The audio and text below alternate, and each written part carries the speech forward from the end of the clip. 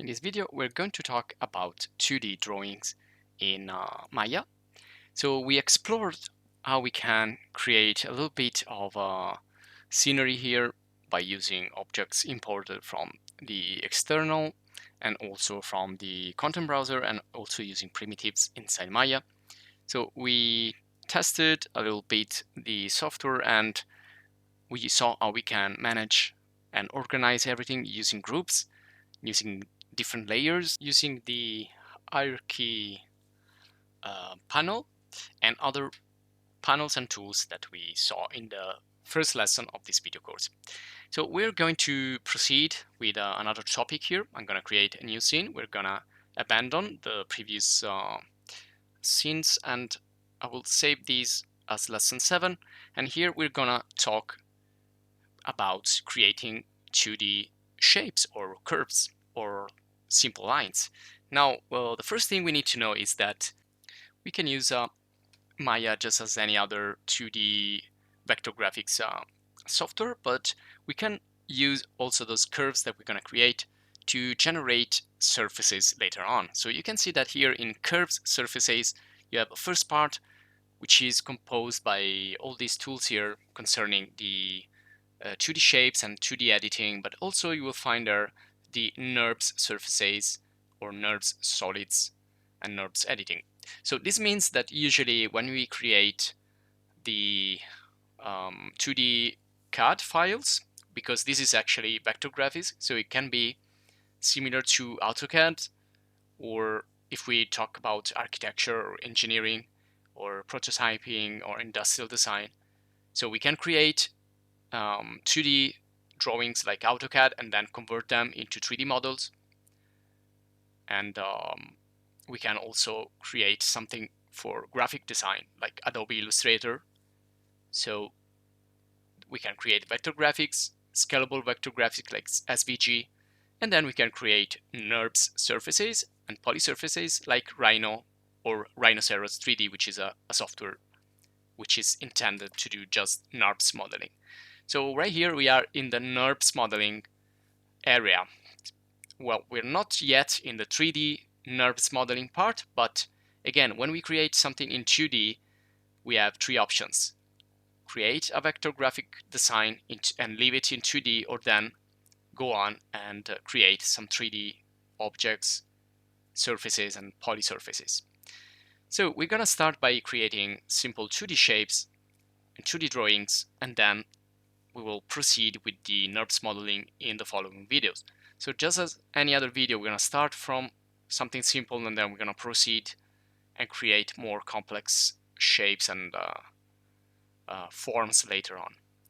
So usually when we do architecture, we start from the top view because that's going to be our plan view. And if you create graphic design, usually we use a front view or a side view. Well, it depends on what graphic design we want to produce. So first thing here, we can start with a simple circle. Now this is just as any other 3D shape that we already created, except that that's 2D and not 3D. And it's telling me that I'm drawing on the grid. Now we talked earlier about the grid and also how we can use the grid for snapping. I'm gonna get to the snap tools as well in this video to understand them better, and also the grid. There you go. Now we can activate the grid here in the perspective view as well. We can set up a grid according to our needs, and we can work more precise, just as we did with the 3D models. And also we can see that also the 2D shapes, they are parametric, and they have some parameters here in the attribute editor that we can use. For example here, well, this is also a new one which is called sweep, and you can see how the line sweeps from a starting point and then closes up to the endpoint, but we can leave this open as well. Now usually when you create, we can change that also from curvy to, which is cubic, to linear, which means straight corners. So it's gonna be like edgy, it's gonna be you can see the subdivisions there pretty clear. So when we create curves, we can also switch them to linear if you want to create straight lines.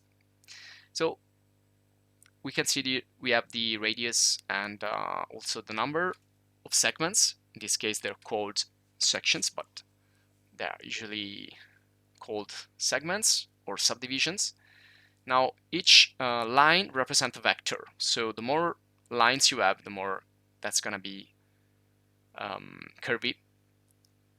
Now, let's go to the square, the next one. You can see we don't have many shapes here. We usually have more tools for 2D drawing in AutoCAD and in Illustrator or in other software that are specific for CAD design or graphic design. Now, we can see that we already have the interactive creation on, which we used in the previous video, and we can turn that on and off. You can see that if we turn interactive creation off, it's going to place the figure, the shape right in the middle of our scene, just as we did with the 3D models or 3D primitives. And here we can see that we created a group.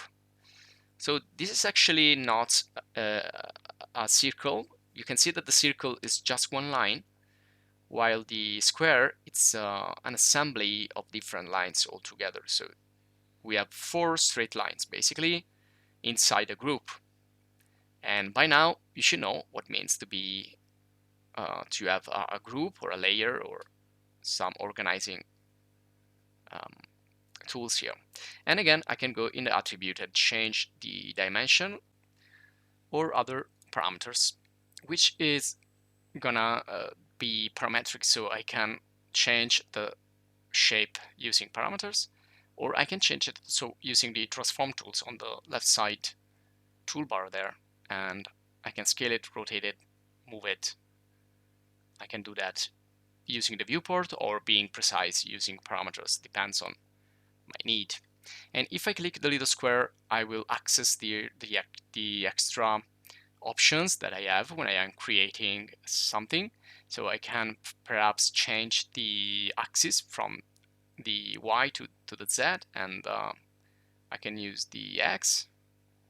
So if I click apply, I'm gonna create the new circle there. So I'm gonna apply it once more in the X direction. So I have 3 circles placed in the 3 different axes, and you can see that this is looking like the rotation gizmo or like a sphere in wireframe.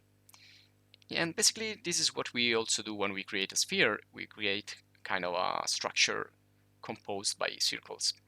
So you can see you don't have many more shapes. Well, actually you only have circle and square, and then the rest are let's say customized curves. So you can draw your curves using all these different types of creation methods. So let me put this aside a little bit. So you have control vertices curve tool, then you have like interpolation point curve tool, and you have Bezier, you have pencil curve, which is kind of again hand drawing, and 3-point arc, and basically that's it. So there are no really a large number of tools here to use. You will surely find more than this in AutoCAD or Illustrator. So I'm picking here the pencil curve, which is again kind of hand drawing on a surface. So I will do that at my best with my mouse, but you can also have like a pen and a tablet. You can draw with that. It's gonna be better than this. But anyway, Maya is gonna fix a little bit your drawing there. And you can fix that also later by changing the number of vertices inside. So when you draw, you see here, this looks like a nice hand drawing